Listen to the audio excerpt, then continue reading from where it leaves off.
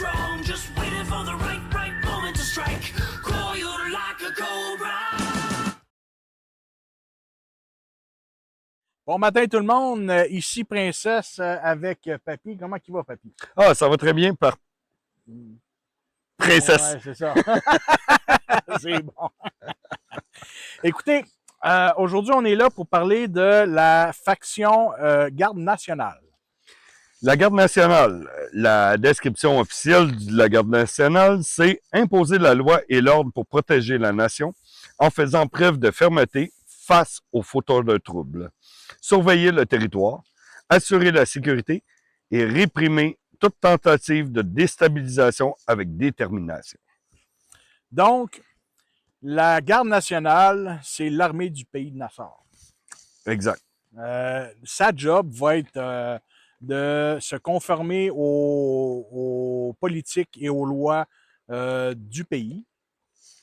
C'est ça. Donc, de faire en sorte que le pays en tant que tel, pas autant les villages, dans le fond, ils ont autorité pas mal partout sur le pays.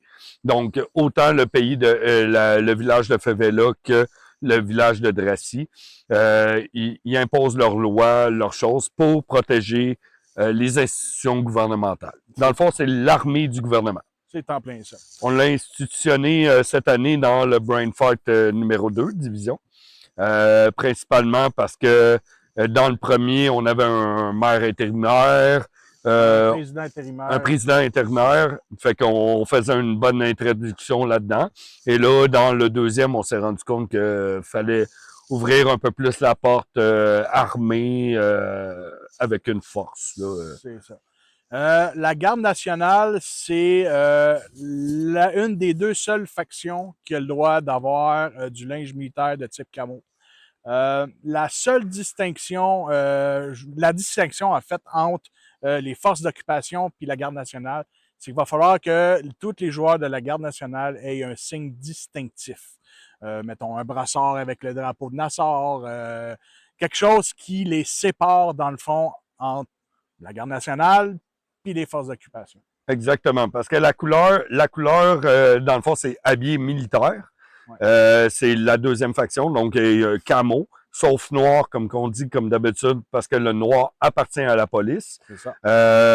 Mais c'est ça, qui s'habillent camo. Ils ont le droit tan, green, ça n'a pas d'importance. Non. Mais il faut vraiment les distinguer par rapport à les forces d'occupation.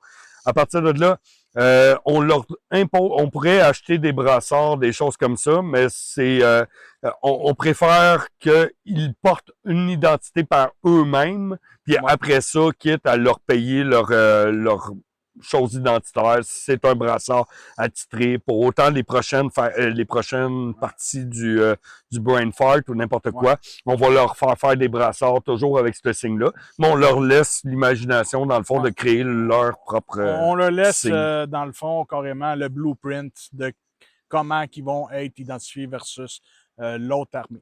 Exactement. Donc, ils sont une force une garde nationale. Donc, ils sont là pour protéger les intérêts du pays. Les institutions, comme qu'on dit, sont armées. Donc, peut-être qu'ils peuvent être amis ou ennemis contre les forces d'occupation qui décideraient de prendre le pays pour X raisons. Mais ça, c'est les joueurs qui vont le décider. Exactement. Ils peuvent la jouer, dans le fond, en force policière si ça leur tente. Dans le fond, ils sont là principalement pour protéger le pays et les idées de notre nouveau président. Effectivement. La Garde nationale, tout comme toutes les autres factions, ont des grandes lignes à suivre, comme Papy l'a décrit tantôt. C'est important qu'ils suivent les grandes lignes. C'est sûr et certain qu'on peut déborder. Mais ce qu'on veut pas, c'est qu'ils fassent la job d'une autre faction en tant que telle. Du fait que c'est les soldats du pays, il y a certaines choses qu'ils vont faire un peu comme ils vont faire la police un peu, ça c'est sûr et certain.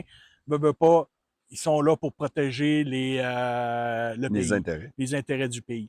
Mais, tu sais, je vais te donner un exemple, ils feront pas la job d'un banquier. S'ils font quelque chose de similaire ou la même chose qu'une autre faction, il faut qu'il y ait une bonne raison de le faire. C'est ça. Donc, il faut qu'ils s'en tiennent dans leur ligne principale. Si leur intérêt, c'est de jouer différemment, ben dans ce temps-là, ils peuvent très bien choisir une autre faction qui concorde peut-être plus avec leur mentalité. Mais d'après moi, avec notre garde nationale qu'on a déjà, Ouais, de ce qu'on sait, ils vont être solides. ça risque de pas payer jouer garde nationale. Mais bon, on n'en dira pas plus. Non. Donc, ceci est pour la faction garde nationale. Tu vois-tu, je fais